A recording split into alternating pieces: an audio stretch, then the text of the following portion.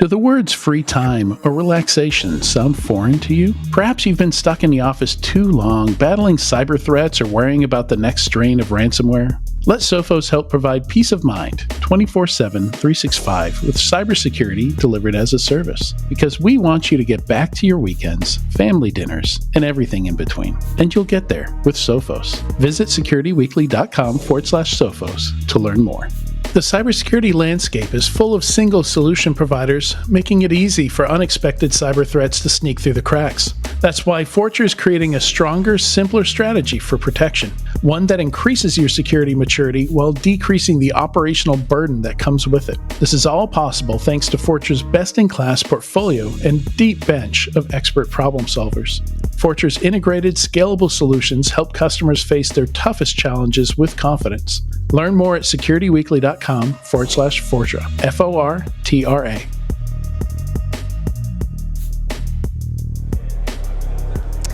Good afternoon, everybody. Welcome to day 2 of RSA. Hope you're having a good conference to those who are going. I'm Bill Brenner, VP of Content Strategy at Cyber Risk Alliance and Security Weekly, and I am very pleased to be joined here by Ashley Leonard, Chief Executive Officer of 6 Sense. Welcome. Thank you, glad to be here. How is it going for you so far? It's been a great show so far. It's great to meet so many people here. It's a big show, but a small industry, so it's great to reconnect with so many friends. Now, my first question, 6 Sense has been around for 10 years or so, but a lot of people have asked the question, what's behind the name? So talk about that. Yeah, the name 6 Sense comes from, well, that feeling that you know something's going on. And at 6 Sense, what we try and do is to help our customers actually uncover what is actually going on all of their endpoints. So that's kind of the origin of the name 6 Sense. Very good. And so you're in the business of unified security for the endpoint. So to that end, talk about what you see as the 2-3 biggest challenges these days when it comes to the endpoint. Yeah, so yeah, quite right, Bill. 6 Sense is a unified security and endpoint management platform. And so what we've done is to help our customers, first of all, identify all the assets that are connected to the network or are used in the organization as the world's changed with COVID, home working. It's a challenge actually understanding what you have to manage. So we help organizations, again, discover all their IT assets and then bring them under management and be able to provide unified endpoint management capabilities for them, whether it's kind of Windows, Mac, Linux, even mobile devices, iOS, Android, IoT devices. All of that can be done in a single pane of glass. But then unify that with security as well. So not only are we able to kind of help our customers ensure that their devices are patched, and as we know, that's often one of the major areas that a breach occurs is through unpatched devices, but we actually can scan those devices looking for security vulnerabilities as well. And being a unified platform, Bill, we're able to leverage the management capabilities with the security capabilities, so not just report on security problems for our customers, but actually use the management engine to go ahead and remediate the security configuration challenges. So that might involve shutting off ports or making registry changes versus applying patches, which we also do. Yeah, so 10 years, the last 3 years have been interesting. They have. As you noted, with the pandemic. Talk to me about how in the last 3 years things have changed. So we've heard a lot about, we've seen a lot of companies rushing into the cloud to keep their workforces on track. And now we're on the other side of the pandemic, but now it's settled into more of a hybrid. Talk about what kind of complexities that causes that maybe might not have been on your radar when 6th Sense was starting out? No, absolutely. Well, we were built for the cloud, first of all. So that made that transition for our customers very simple. Certainly some of the legacy on-premise platforms had challenges, right? Because you were having to send a lot of data down VPNs and it was just crushing the network. So when the COVID happened, we were very well positioned to help our customers. Now, obviously today things have changed and hybrid is the new norm. But what's been interesting, I think, there is that you've got these devices, laptops, whatever, that have been at people's homes, connected to the home network. Children are on those same networks. Who knows where they're going, which websites they're visiting. So these devices are potentially being exposed to security risks while they are at home. And then, on that day or 2 days a week that you're coming back into the office, you pick that device up, you bring it in, plug it straight into the network, and you've got a potential security issue to deal with now inside the corporate firewall. And I think that's where COVID and the hybrid work environment has really impacted the ways that companies need to think about security. Because you can't think about this kind of hard shell that we used to think about, right, where the firewall was protecting the organization, but inside you had this soft center that was exposed. So you've got to think about the security posture of all your devices, but also in relationship to where that device is currently. Maybe you handle that endpoint differently when it's at home versus when it's inside the corporate infrastructure. So when customers are talking to you, customers and prospective customers, what are the biggest pain points they come to you with? So we know what the risks are out there. We've just talked about the risks that come with mixing personal devices with work devices and having kids working on laptops that are interfacing. But what kind of pain points do you hear about when companies are talking to you about the challenges that they have in keeping their endpoint protection up to where it should be? Well, that's a great question. There's a lot of them, right? I think that there's a lot of tools out there that help you with endpoint protection. And over on the show floor, there's some great vendors. One of the major challenges that we hear from our customers is that they're actually dealing with too many tools. We did actually some research recently and found a direct correlation between the number of tools you have and the number of breaches. And it's not the way you would think. It's the more tools you have, the more breaches you have. And I think the reason for that is that if you have too many tools in your environment, you can't effectively use the tools that you have. So I think finding the right tools to be able to manage your environment is a major challenge for organizations that we help them with. Next stage of that is quite frankly it's the people actually running IT departments. There's so many demands on the IT managers, the CISOs today. And so how do you simplify the security and operations of IT? And then how do you automate it so that you can actually do more with the same number of people that you have today, because the threat's continuing to grow.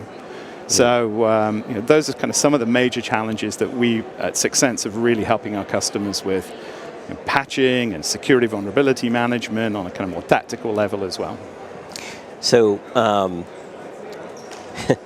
given the seismic shifts of the last 3 years, what do you see as the next 5 years of endpoint security? Yeah, that's a great question. Well, you can't ask and that.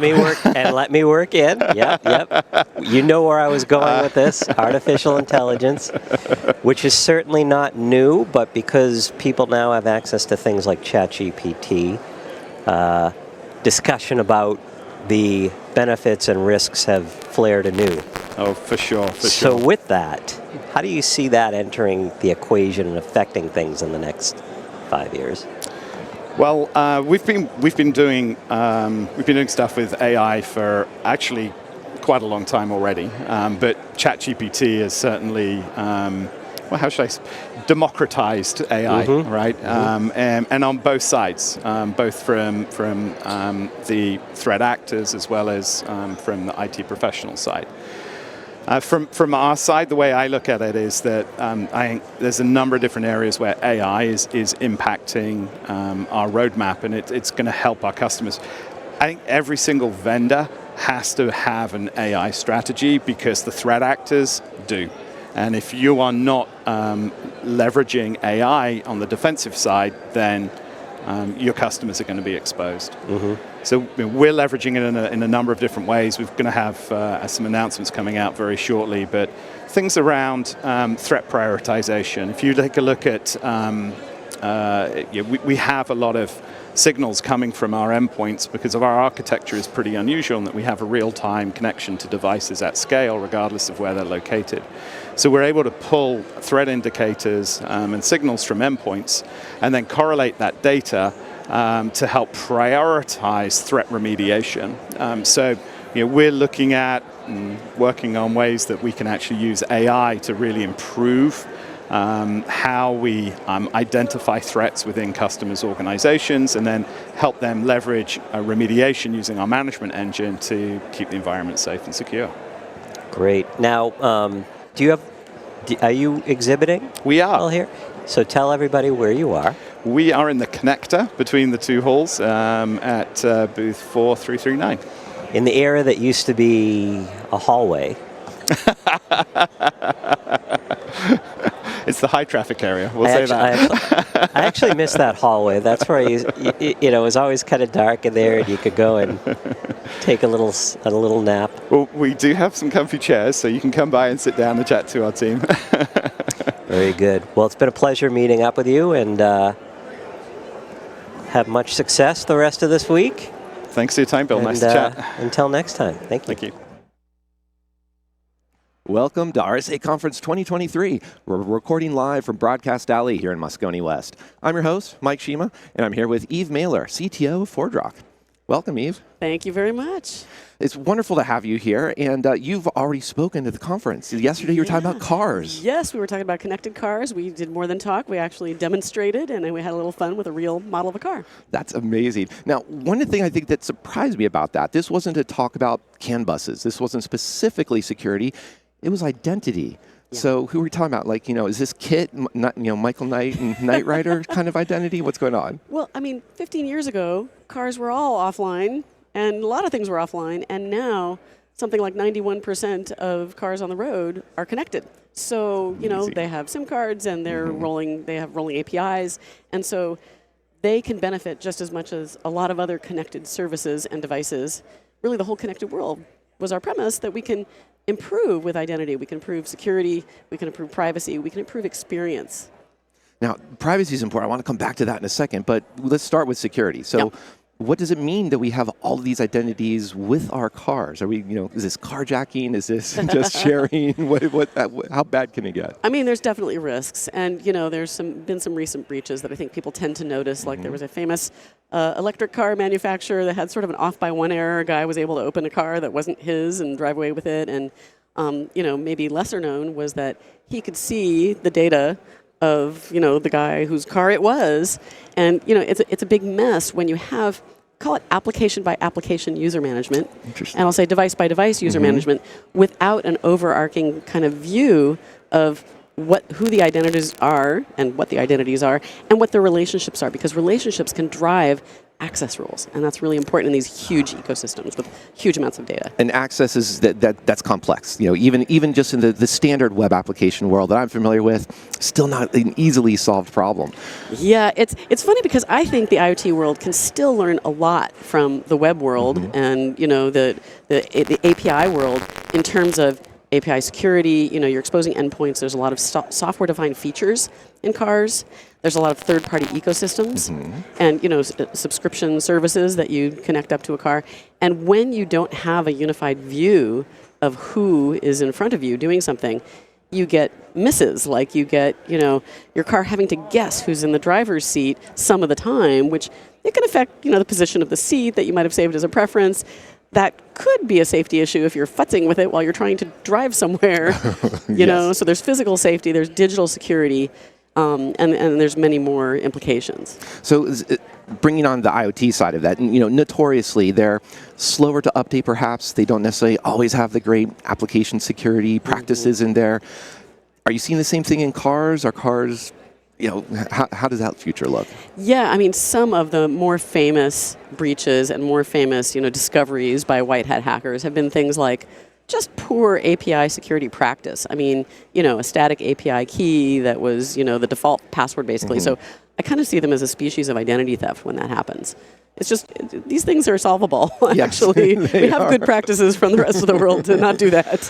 Eventually we'll learn, right? Yeah. But there's also, so let me bring this around to privacy, because the identity, as I said, the identity was like, I hadn't thought of that. It makes sense, of course, as you're describing this, but privacy is also, it needs security, but it's a bit parallel to it. And if we have our identity in our cars, that has some implications. Tell us more about this. Yeah, so you couldn't have said it better. Privacy is, it relies on security. And, I sort of think of a pyramid of modern data privacy. Data protection is that base layer that we really need, and that's not accidentally letting the data out. And it turns out, in the case of these connected cars, bristling with sensors, that all that data is considered personal data, at least according to GDPR, because there's a registered owner. So whether it's oil level or whether it's, tire pressure right now, all those things are personal data. So data protection is, the job of a lot of folks, who come to RSA, for example. Then there's a couple of other layers where it diverges from security as a proposition. Data transparency. Are you able to tell your customer what it is you want to know about them, what it is you do know about them? There's certainly regulations around this, and there's increasingly societal forces that are forcing some of the regulations. People have sort of had enough. And then there's, on the tippy top of that, is data control. So you can tell people what you know about them, but if you don't give them a way to do something about it, you lose trustworthiness. So it's more than just a compliance issue. And, a lot of these car manufacturers, as an example, just to continue with connected car, because I've been having so much fun with it recently, they need to give a luxurious experience. And part of that luxurious experience has to be trustworthiness around the data that you're, giving to them in shovelfuls. Absolutely, yeah. Trust. It's good of you to keep repeating that word, because that's extremely important. Yeah. And there's also, because there's also often trust and safety. Two together. And in the world of smart things, physical safety really comes into it in ways that you might not have even thought of. If the experience is poor, actually, then it could have been because of a digital security issue. Could be a physical safety issue. I mentioned having some system fail. If your transmission goes out, a lot of these things have software-defined features, and in these circumstances, especially, you need to degrade gracefully, and sometimes you need to fail open in a clever fashion, which is not something that, Security cybersecurity. Doesn't like that. No, it doesn't like that. You have to be subtle about it. You have to be fine-grained about it. Actually, this is where AI can really play a role, right? It can help improve the access controls. It can help improve the authentication, all those signals that you're getting in to detect, who it is. And then you can make better decisions, and you can help that driver or whoever it is, just a retail customer, you can help them make better decisions. So this also has to be a large ecosystem, right? Because I think our identity isn't just in our car key. It's not just staying on our car, especially as we'll see subscriptions for heated seat warmers. Sorry, we don't have the heated seats today. Yeah. But this is, tell us about how does this data come out of the car, and are car manufacturers, looking at this? Is this something new that they're learning as well? There's the business model aspect of it, which is a whole other conversation, right? There's the aspect, though, of what the architecture is when you have to kind of go chip to cloud. And, the ecosystem includes data from, all kinds of things built into the car, all kinds of third-party systems built into the car, whether it's Apple CarPlay or something else. True story, I was recently on a 10-hour drive, and I discovered that my subscription to navigation data, like traffic data and things that, it was a trial subscription. We just got in the car, and it expired. And we're like, boy, we could really use this. the problem that we had was it took 3 failed attempts to sort of log into different systems, end up calling a customer service person, which is expensive for the company and frustrating for us. I was the passenger, I swear. And then the data couldn't be turned on for 24 hours, which was a little too late for us. So they missed an opportunity to make more money. They missed an opportunity to probably gather more data. We can say more about that. And we missed an opportunity to have up-to-date traffic data, which is kind of a safety thing. That's what it's there for. It is. And there's also a quality aspect to that, too, as you were saying, the experience. But let me come back to that comment you made just now about the data collection. No, so there is, how much are we seeing transparency? How much control do we see as us as consumers, as the drivers or passengers, of what the cars are collecting? And passengers are legit, stakeholders in this. We're not seeing the transparency that we'd like. Those societal and regulatory forces are having an effect. I mean, I have a German car, and it appears to try and adhere to GDPR, even though I'm here and so on, because they are, a data controller. And so I'm grateful for that opportunity to say, do not collect. But the number of times the interfaces have to come up to ask you, I mean, the whole kind of opt-in, opt-out equation is, it's imperfect, it's poorly applied oftentimes. And sometimes it's just not even done. I mean, there's a lot of data coming off that you just don't even know was collected, sold. Things like tire pressure as you drive, insurance companies like to know that if you're squealing around corners. Of course. And that's an area, too, that we haven't even touched on yet is third-party use of this data, insurance companies. So are my rates going up or down depending on how I'm peeling out or doing donuts? I mean, it's an interesting place to play with incentives, right? And there are positive incentives offered to, be a good driver, safe driver, bonuses and things like that. The danger is just how much we can't pull along everybody who's just in circumstances where they, can't spend all their life worrying about that sort of thing. So these are the responsibilities that connected services and device companies really need to think about in terms of that trustworthiness, the design of the experience. And this is where, identity gives an opportunity to actually improve things because you can at least have a unified view over all of the preferences and consents, for example. So you have a central way to actually manage that. And consents are like little authorization policies. So you have to store them, you have to respect them. And so to do that, it's better to get the kind of global view. Indeed, and they can also be revoked. They're ephemeral, or they've got that time dimension. That's right. As we talk about this, you've been mentioning GDPR, for example, mentioned IoT background. Are there frameworks or are there certain things that you would point to so that car manufacturers, developers in these ecosystems can start looking to improve the security or privacy of this area? Every time an IoT framework comes out, and there were quite a few of them in the last few years, first thing I would do is search, they were all about security, and I would search for the word privacy. And I think maybe 1 in 10 probably had that word. And they often don't acknowledge the role of identity. And when you think about, you're going from smart sensors to gateways up to the cloud, you've got applications on top of that, and then you've got users on top of that. It's a pretty long chain, kind of.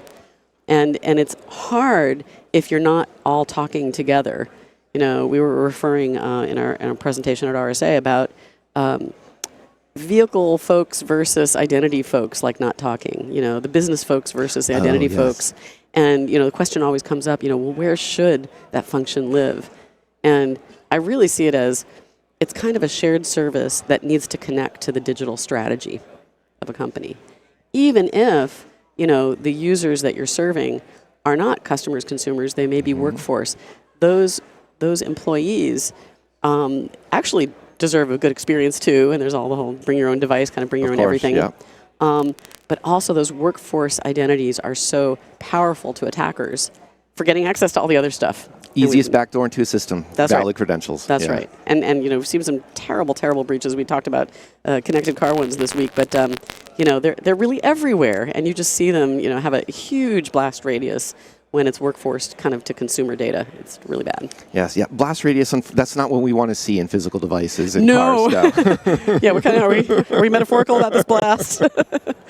So you brought a car, had a great presentation yesterday. What can people look forward to in the future from you? You're going to continue with cars, expanding into other vehicles? I mean, the principles actually underlie every connected service and device. So we had some fun. We brought a little model of a car. It was fun. It was British racing green. We made things happen according to the access controls we were applying because of identity and relationships successfully.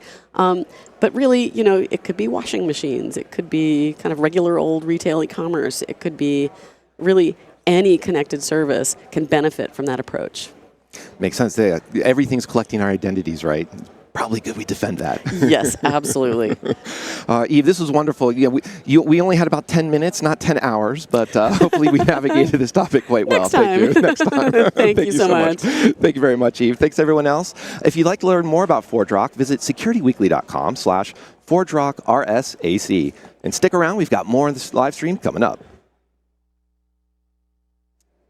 Welcome to RSA Conference 2023. It's day 3, still recording live in Broadcast Alley, Moscone West. I am your host, Matt Alderman. Joining me for this segment is Mikhail Lacal. He is the Global Director of Product Management and Strategy at OneSpan. Welcome. Thank you.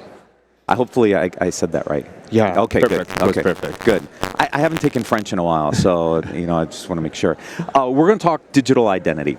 As I was telling you before we started, I'm an app user data guy, right? I love, to me, application identity and data is where it's at in the security industry.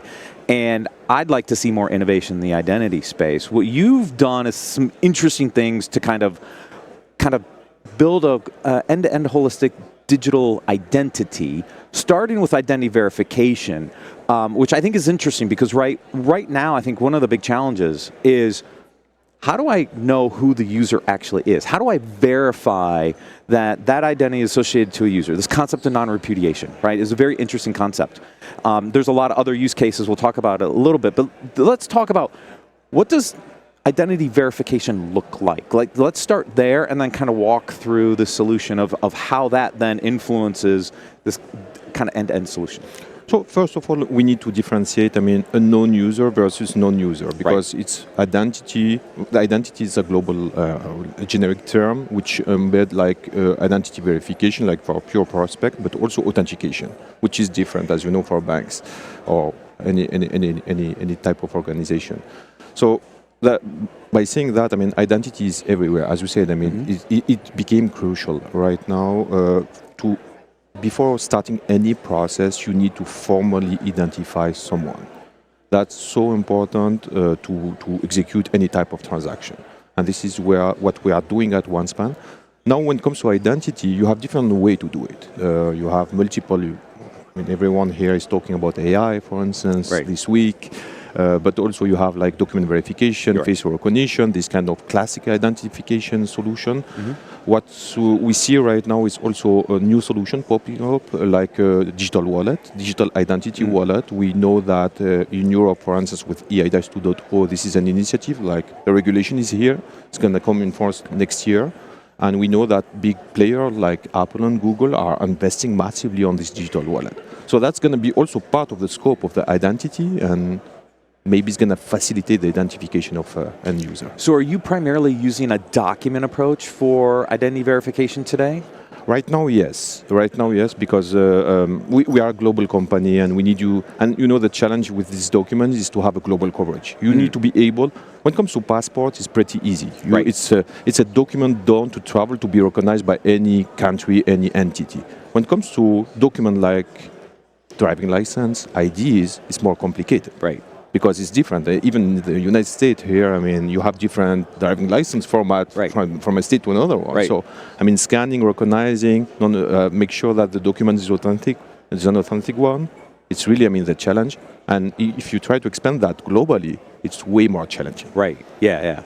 But if you do it right, now we know who the user is tied to the identity. Exactly. Now, once I have that allows you to do some very interesting things, from an authentication transaction perspective. So that's where the rest of the platform comes in, right? Exactly, because when you've done that, you create a digital identity in your system, so you can recognize someone, and then after you can give him any type of authentication solution. It could be a mobile software authentication, could be a hardware authentication as well. We can, it depends on the level of security you expect for the type of transaction you want to perform. But I mean, we have different solutions. It could be based on fingerprint, facial recognition, any type of authentication solution. And this is right now, I mean, most of the high regulated organization in high regulated industry are using to identify or authenticate someone. Right. Okay. Yeah. And so now you're authenticated. What do I do with that authenticated identity now? Like, are you using it for financial transactions? Are you using it for secure communications, email? Like, what are all the different use cases for this kind of technology? You need to authenticate for anything. If you want to access to your bank account balance, for instance, so you need an authentication. But then after, when you authenticate, or it could be like in B2E, business to employee domain, the workforce, you need to authenticate, and then you have authorization to access to this or that services. So this is the concept of CIM, IAM in general. Right. For in the B2C world is different. I mean, you can have like a strong authentication, which allows you, to have a money transfer. So then after you can start a process of transaction signing. I'm not talking about agreement here. It's just a transaction signing a set of data to allow you to prove that you send me money, for instance, or I send you money. Right. And it have to be recorded, and you need to have an audit trail associated to that to prove it. Got it. So does this solve the one identity challenge?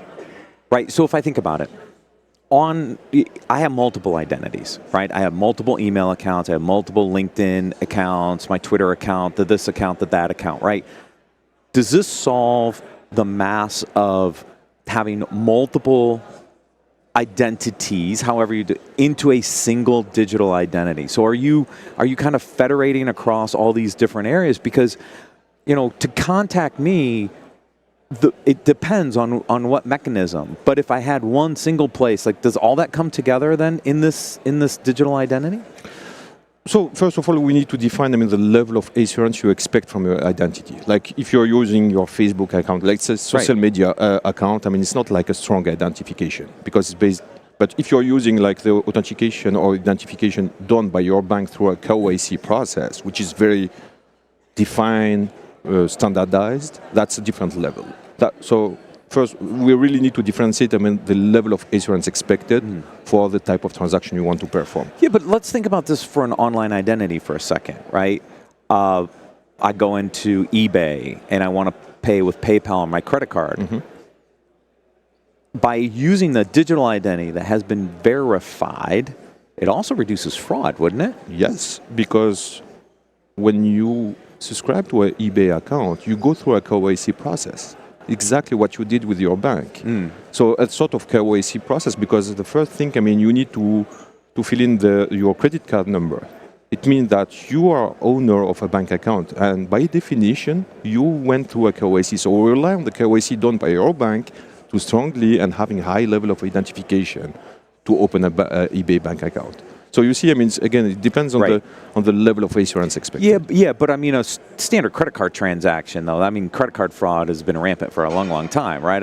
You don't go through that whole process for any normal transaction, but if you could tie that transaction with a verified digital identity, that would also reduce fraud for those basic transfer, right? So that's like the nirvana state, like one digital identity that can span all these different systems, right? So even though it might say it requires my Gmail account here and my business account there, if I can use one identity that verifies that I am who I am across the board, there's a lot of really interesting use cases you can solve for. Fraud is one, phishing is another one from an email send perspective.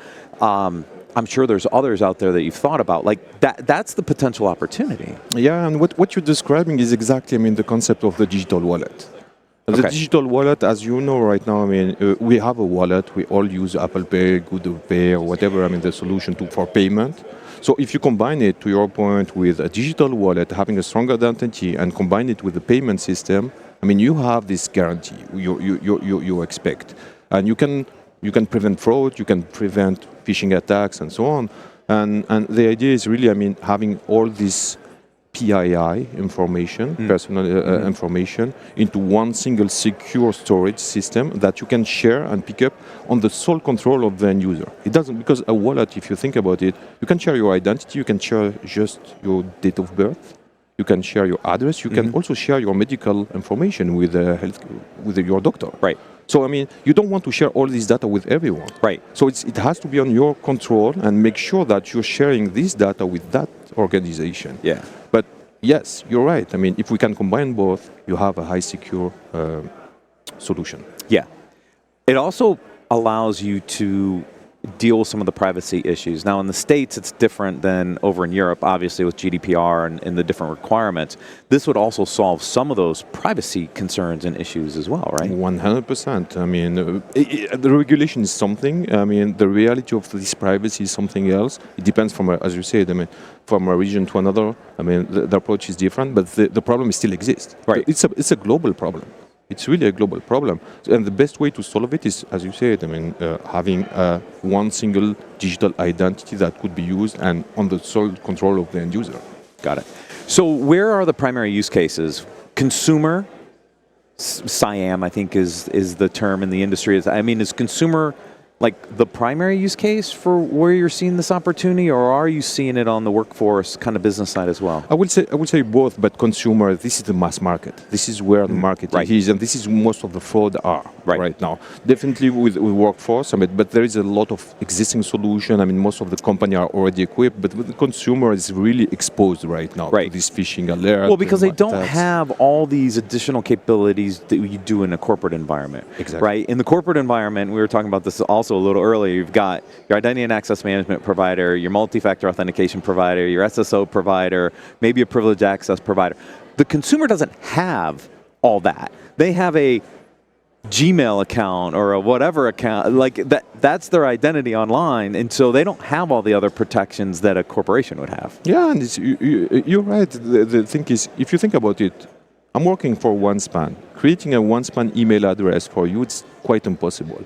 If I want to create a Gmail address on your behalf, it's very easy. It's very easy. So that's why, to your point, I mean, it's exactly the difference between the B2B transaction and the B2C. The B2C is definitely more at risk. Got it. Okay. Now, how do you? So when we think about, so we go through the process.